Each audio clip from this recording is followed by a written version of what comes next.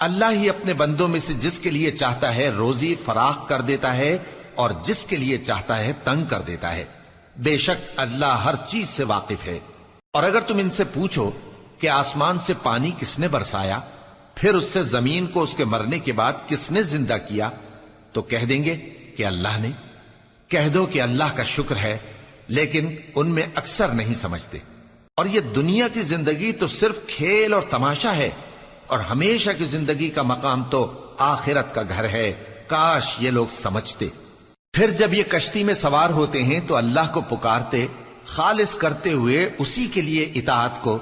लेकिन जब वो इनको नजात देकर खुशकी पर पहुंचा देता है तो झट शिर्क करने लग जाते हैं, ताकि जो हमने इनको बख्शा है उसकी नाशुक्री करें और फायदा उठाएं।